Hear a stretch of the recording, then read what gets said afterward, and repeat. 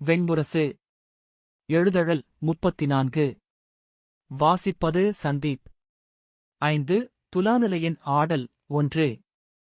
கடிவாளத்தை பிடித்திழுத்து புரவியை இருமுறை நிலம் மிதித்து சுழலச் செய்து நிறுத்தி கையைத் தூக்கி உரத்த குரலில் சுதசோமன் சொன்னான், நான் நின்றுவிட்டேன். இளையோனே, நான் நின்றுவிட்டேன் என்றான். முழுவிரைவில் அவன் குரல் கேட்காத தொலைவுக்குச் சென்றுவிட்டிருந்த சுருதகீர்த்தி புரவி குளம்படி ஓசை தன்னை தொடராததை உணர்ந்து கடிவாளத்தை இழுத்து நிறுத்திச் சுழன்று திரும்பிப் பார்த்தபோது சாலையோரத்து மகிழ மரத்தினடியில் சுதசோமன் நின்றிருப்பதைக் கண்டான். மூத்தவரே, என்ன செய்கிறீர் என்று உரக்கக் கேட்டான். நான் நின்றுவிட்டேன் என்று சுதசோமன் மறுமொழி சொன்னான். என்ன என்றபின் புரவியைத் தட்டி திரும்ப வந்து, ஏன் நின்றுவிட்டீர்கள் என்றான் சுருதகீர்த்தி. நாம் உணவுண்டுவிட்டுச் செல்லலாம் என்று சுதசோமன் சொன்னான். உணவா? காலையில்தானே உணவுண்டுவிட்டு கிளம்பினோம். விடுதிக்காவலனே திகைக்கும்படி உண்டீர்கள் என்றான் சுருதகீர்த்தி. ஆம், ஆனால் அது புலருக்கு முன்பு இப்போது வெயில் வெம்மை கொண்டுவிட்டது. மேலும் காலையில் நான் உண்ட உணவில் ஊன் மிகவும் குறைவு. இத்தனை தொலைவு புரவியில் வந்திருக்கிறேன் என்றான் சுதசோமன். சுருதகீர்த்தி எரிச்சலுடன், வரும் வழியெல்லாம் பேசிக் கொண்டு வந்தீர்கள். அத்துடன் எண்ணங்களை உள்ளத்தில் ஓட்டிக்கொண்டும் வருவீர்கள். இவையனைத்தும் சேர்ந்து உணவை எரித்துவிட்டது புரிகிறது. ஆனால் இங்கு எங்கே உணவு கிடைக்கும் என்றான். சுதசோமன், இப்பகுதியில் மான்கள் உள்ளன. நான் குளம்பச் சுவடுகளை பார்த்தேன் என்றான். அதையே பார்த்துக் கொண்டு வந்திருப்பீர்கள் என்ற சுருதகீர்த்தி சுற்றுமுற்றும் நோக்கி, எங்கே என்று கேட்டான். இதோ என்று அப்பால் காட்டுக்குள் சென்று குளம்பு தடங்களை சுட்டிக்காட்டிய சுதசோமன் புரவியை விட்டு பாய்ந்திறங்கி, மிக எளிது. நீ இங்கிரு, இளையோனே. நீ ஏதேனும் ஓரிரண்டை எண்ணி முடிப்பதற்குள் கொழுத்த மானுடன் வருகிறேன். மானிறைச்சி நல்லது. புரவிப்பயணம் செய்பவர்கள் மானிறைச்சி உண்பது இன்றியமையாதது என்று நூல்களில் சொல்லப்பட்டுள்ளது. சுருதகீர்த்தி, எந்த நூல்களில் என்றான். ஏதேனும் நூல்களில் சொல்லியிருப்பார்கள். இதுவரை நான் உழைத்து எண்ணி உருவாக்கிய அத்தனை கருத்துக்களையும் ஏற்கனவே எவரேனும் நூல்களில் சொல்லியிருக்கிறார்கள் என்றபின் சுதசோமன் காட்டுக்குள் சென்றான். சுருதகீர்த்தி அவன் புரவியையும் பற்றி இழுத்துச் சென்று 2 புரவிகளின் கடிவாளங்களையும் சேர்த்துக் கட்டி அவற்றை மேயவிட்டான். அவை உடல் சிலிர்த்து தலை தூக்கி பெரிய மூக்குகளை சுருக்கி விரித்து மணம் பிடித்தன. கரிய புரவி மெல்ல இருமலோசை எழுப்பியது. அவை நீர் இருக்கும் இடத்தை கண்டுபிடித்துவிட்டன என்று சுருதகீர்த்தி உணர்ந்தான்.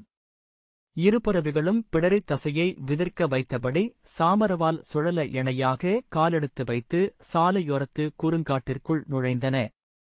கச்சையை அவிழ்த்து உடலை எளிதாக்கியபடி சுருதகீர்த்தி அவற்றைத் தொடர்ந்து சென்றான். உயரமற்ற மரங்களும் சிறிய இலைகள் கொண்ட புதர்களும் மண்டிய அக்குறுங்காட்டின் சிறிய சரிவுக்கு அப்பால் பாறைகளை அலைத்தபடி நீரோடை சென்று கொண்டிருந்தது. புரவிகள் இறங்கிச் சென்று குனிந்து நீரருந்தத் தொடங்கின. குளிர்ந்த நீர் உள்ளே செல்லச் செல்ல அவற்றின் உடல் சிலிர்ப்பதை சுருதகீர்த்தி கண்டான். நீர் அருந்தி முடித்து தோல் வார் சுழற்றும் ஒலியுடன் மூச்சு சீறியபடி அவை சரிவேறிச் சென்று தழைகளை உண்ணத் தொடங்கின. அவன் கணுக்கால் வரை நீரிலிறங்கி நீரை அள்ளி முகத்திலும் தோள்களிலும் விட்டுக் கொண்டான். நீரில் வேப்பந்தழை மணம் இருந்தது. நீரள்ளிக் குடித்து மேலே வந்தபோது அதுவரை உடலில் இருந்த வெப்பம் முழுக்க ஆவியாகி மறைய மெல்லிய களைப்பு ஒன்று எழுந்து அத்தனை தசைகளையும் நான் தளரச் செய்தது.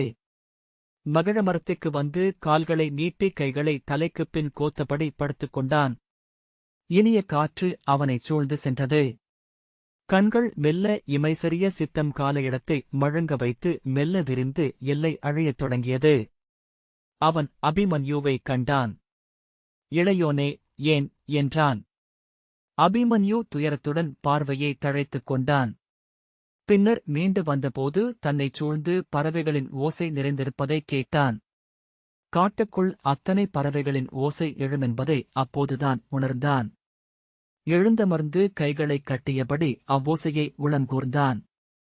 ஏற்ற இறக்கமில்லாமல் அது பேரொழுக்கென காலத்தில் சென்று கொண்டிருக்கிறது. எப்போதுமே அவ்வோசை சூழ்ந்திருக்கிறது. அத்தனை பேரோசையை முற்றிலும் தவிர்க்கும்படி சித்தம் பழகியிருக்கிறது. தனக்கு தேவையானவற்றை மட்டும் கொண்டு அது புற உலகை அமைத்துக் கொள்கிறது. புற உலகைக் காண உள்ளே இருக்கும் கட்டுமானங்கள் அனைத்தும் அழிய வேண்டியிருக்கிறது.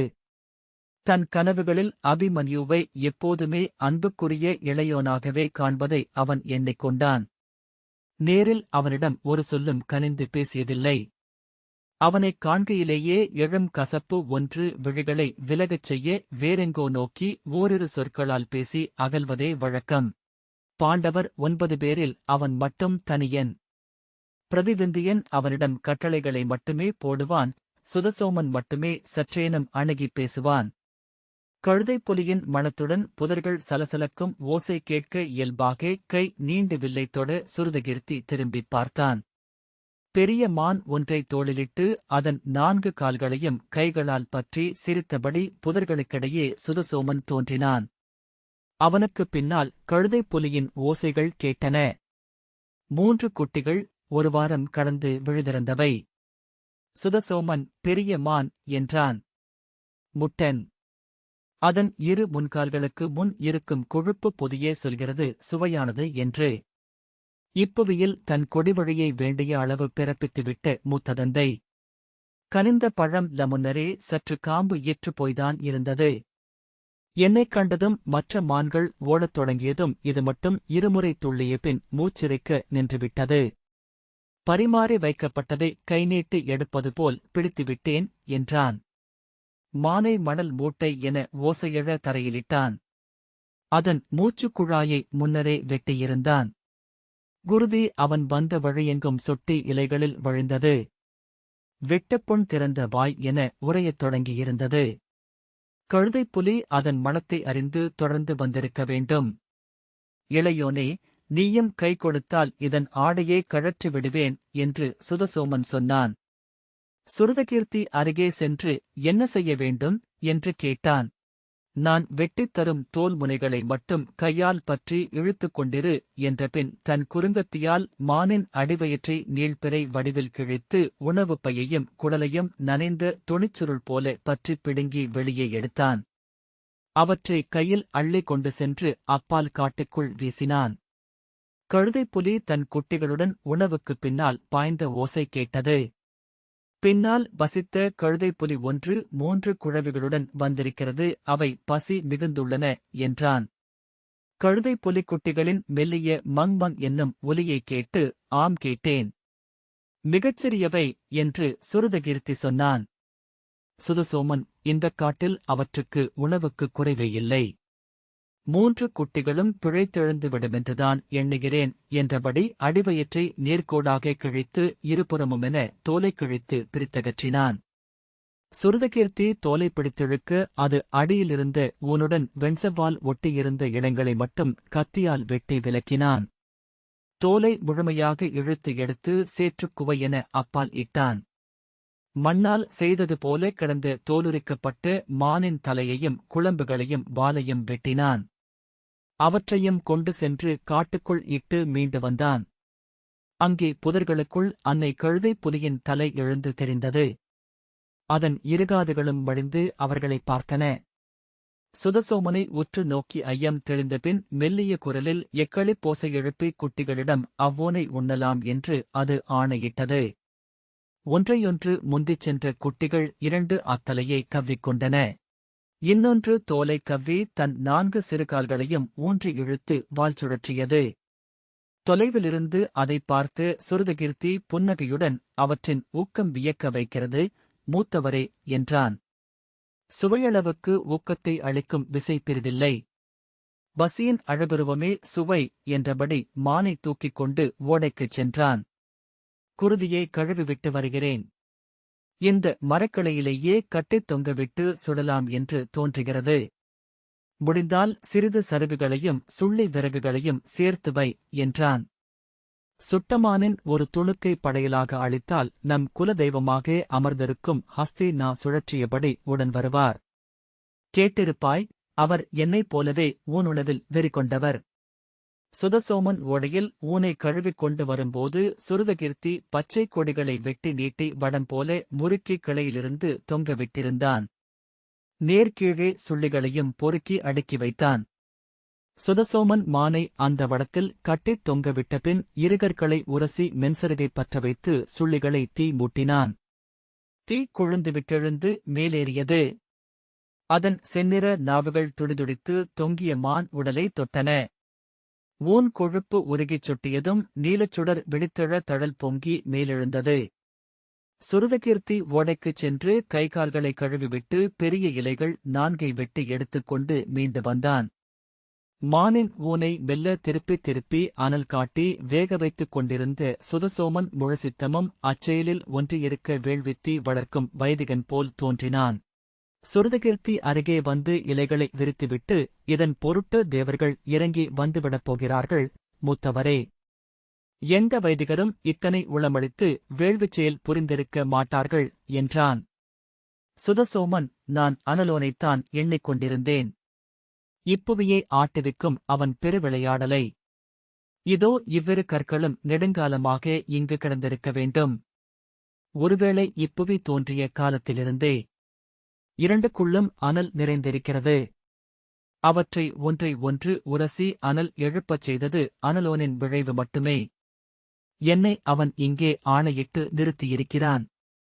இந்த ஊன், இதை உண்ணும் நான் அனைத்தும் அவன் திட்டங்களின்படி நிகழ்ப்பவை என்றான். ஆம், இந்தச் சொற்களும் அவ்வாறு எழுபவையே என்று சுருதகீர்த்தி சொன்னான். சுதசோமன் உரக்க நகைத்து, ஐயமென்ன? அத்தனை சொற்களும் அனலில் எழும் பொறிகள் மட்டுமே, பிரித்தொன்றுமல்ல என்றான். மானை மெல்ல எடுத்து வாழை இலையில் கிடத்தி வாளால் ஊனைப் போழ்ந்து கீற்றுகளாக எடுத்து இலைகளில் பரிமாறினான் சுதசோமன். ஒவ்வொரு அசைவிலும் அத்தனை உலக்குவிவு தெரிந்தது. மானிறைச்சி சுவையாக இருந்தது. சுருதகீர்த்தி, ஒப்புக்கூட இல்லாத ஊன் இத்தனை சுவையாக சமைக்க முடியும் என்று பிறிதவரும் சொல்லியிருந்தால் நம்பியிருக்க மாட்டேன் என்றான். சரியாக சமைப்பதென்பது தவம். அனல் அன்னத்தை கனியச் செய்து உணவை ஆக்குகிறது, கன்று அகிடிலிருந்து பாலை உண்ணுவது போல. கன்றுக்கும் சிறிதழுக்கு எஞ்சியதை நாம் மருந்த வேண்டும். சற்று நோக்கு குறைந்தால் பால் அனைத்தையும் கன்று உண்டுவிடும். கன்று உண்ணாவிட்டால் பால் ஊறியெழாது என்றான். அரிய கருத்து. சில தருணங்களில் உங்களைப் பார்த்தால் மூத்தவருக்கு உகந்த தம்பி என்றே தோன்றுகிறது என்றான் சுருதகீர்த்தி. ஊன் துண்டுகளை இருகைகளிலும் ஏந்தி கடித்து இழுத்து பெரிய கீற்றுகளாக மென்று கொண்டிருந்த சுதசோமன் விழுங்கிவிட்டு, அவர் சொல்லும் ஒப்புமைகளிலும் நான் சொல்லும் ஒப்புமைகளிலும் மிகப்பெரிய வேறுபாடுள்ளது, இளையோனே என்றான். மீண்டும் பெரிய வாய் அளவுக்கு ஊனைக்கவ்வி இழுத்து மென்று விழுங்கிய பின், அவர் சொல்வன அனைத்தும் தன்னை ஒளித்துக் கொள்ளும் பொருட்டு. நான் சொல்வன என்னை வெளிப்படுத்தும் பொருட்டு. அவர் அறிவையும் நான் பசியையும் சொல்லென முன்வைக்கிறோம் என்றான். அவர் பசியையும் நீங்கள் அறிவையும் ஒளித்து வைத்திருக்கிறீர்கள் என்கிறீர்களா என்றான் சுருதகீர்த்தி. மறுமொழியாக சுதசோமன் வெடித்து நகைத்தான். உண்டு முடித்து அங்கே எஞ்சிய ஊனெலும்புகளைப் பொறுக்கி காட்டிற்குள் முண்டியெடுத்துக் கொண்டிருந்த கழுதை புலிக்குட்டிகளின் அருகே வீசிவிட்டு கையையும் வாயையும் கழுவிவிட்டு வந்தான் சுதசோமன். சுருதகீர்த்தி கைகளை கழுவிவிட்டு குட்டிகள் முட்டி மோதி உண்பதை பார்த்துக் கொண்டிருந்தான். இவற்றின் அளவுக்கு இவை உண்பது பல மடங்கு மிகை என்றான். அவனுக்குப் பின்னால் வந்து நின்ற சுதசோமன், அவை மிக விரைவாக வளர்ந்துவிடும், இளையோனே. அனலின் விலங்கு வடிவங்கள் அவை. சூழ்ந்திருக்கும் அனைத்தையும் உண்டு சிவந்து உரிமை எழுந்து பெருகுபவை என்றான். குட்டியொன்று திரும்பி சுருதகீர்த்தியை பார்த்தது. அதன் கண்களை சந்தித்தபோது அவன் மெல்லிய மெய்ப்பு கொண்டான். சிறிய மூக்கை நீட்டி இருகால்களையும் பரப்பியபடி தள்ளாடி நடந்து வந்து மெல்ல அவனை அணுகி நின்று அண்ணாந்து மெல்லிய முனகலோசையை எழுப்பியது. அவன் கால் மடித்தமர்ந்து அதை கூர்ந்து பார்த்தான். மேலும் அருகே வந்து குருதிப்பிசிர்கள் எஞ்சியிருந்த மீசை முட்கள் கொண்ட சிறுவாயைத் திறந்து வெண்பொழுக்கள் போன்ற பற்கள் தெரிய உருமியது. கால்பரப்பி தலையைத் தாழ்த்தி உடலை மண்ணுடன் ஒட்டி பதுங்கி அவனை பார்த்துக் கொண்டிருந்தது. சிறுவிழிகள் இரு தும்பை மலர்தழ்கள் போலிருந்தன. தாக்க விழைகிறது என்று சுருதகீர்த்தி சொன்னான். சுதசோமன் அவனுக்குப் பின்னால் இடையில் கையொன்றியபடி புன்னகையுடன் பார்த்து நின்றான். உருமியபடி பாய்ந்து வந்த குட்டி சுருதகீர்த்தியின் அருகே வந்து இருமுறை காற்றைக் கவ்வியது. பின்பு வாய் திறந்து உருமலோசை எழுப்பியது. அவன் அதை கூர்ந்து பார்த்தான். சிறிய மணிவிழிகள் இரு அம்பு நுனிகள் போல் சினம் கொண்டு ஒளிவிட்டன. அவன் விழிகளை சந்தித்ததும் அது ஐயங்கொண்டது போல திடுக்கிட்டு பின்னகர்ந்தது. இரு பின்னங்கால்களில் அமர்ந்து முன்னங்கால்களை ஊன்றியபடி அவனை கூர்ந்து பார்த்தது. செந்நிற நாவு வந்து முகவாயை நக்கி உள்ளே சென்றது. அதன் நோக்கை சந்தித்தபோது சுருதகீர்த்தியின் உள்ளே ஓர் அதிர் விழுந்தது. மேலும் குனிந்து அதன் கண்களைப் பார்த்து, "உன் பெயர் என்ன?" என்றான்.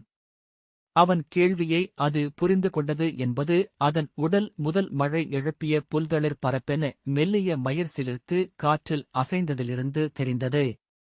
பிடரி மயிர் விதிர்க்க அணுவடிவச் சிம்மமென அது தோன்றியது. அவன் மேலும் குனிந்து அதன் விழிகளை பார்த்தான். அதற்குப் பின்னால் புதர்களுக்கு மேல் எழுந்த அன்னை மூச்சு சீறியது. அவன் அதன் விழிகளை பார்த்தான். பசுங்குருதி வழிந்த வாயோரங்களை நாவால் நக்கி மீண்டும் மூச்சொலிக்க அது அவனை விழிகளுக்குள் ஆழ்ந்து நோக்கியது. "உங்களை நான் அறிவேன். என் மொழி உங்களை வந்தடைகிறது" என்றான் சுருதகீர்த்தி.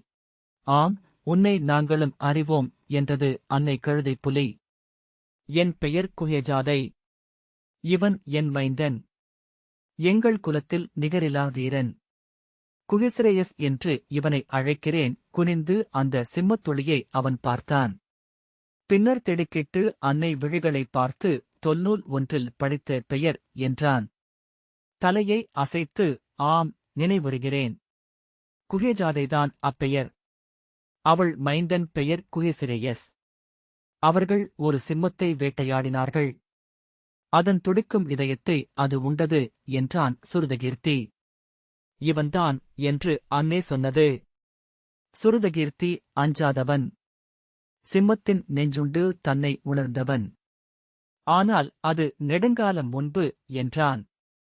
"வில்லவனே, நீ ஒரு இலக்கை நோக்கி அம்பெய்து அது சென்று தைக்காவிட்டால் என்ன செய்வாய்?" என்றது குஹேஜாதை.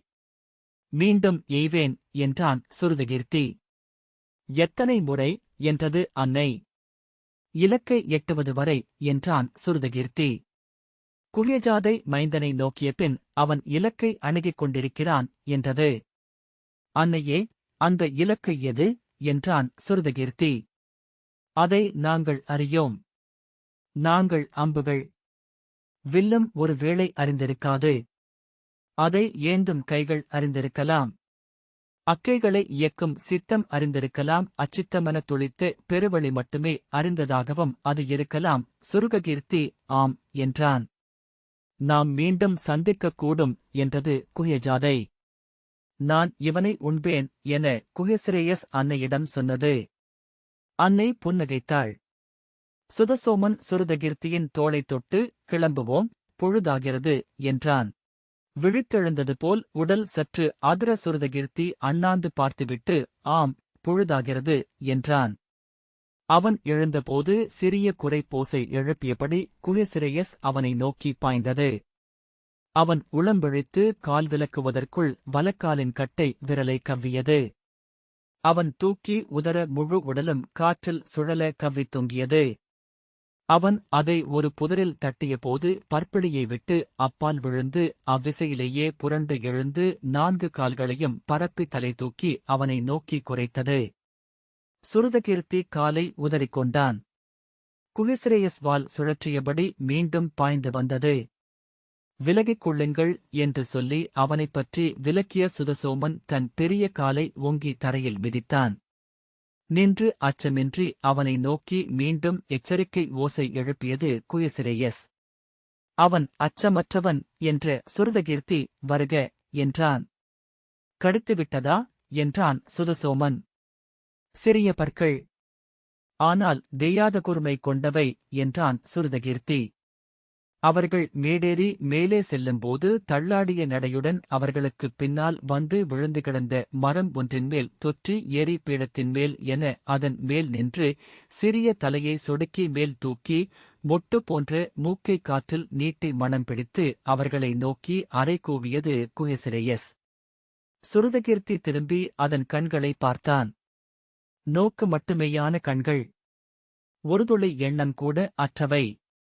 எண்ணங்கள் இருந்தால்கூட அவை ஒருபோதும் மானுடரால் அறியப்பட முடியாதவை. இரு சிறு மணிகள். ஒளிரும் இரு சிறு பூச்சிகள்.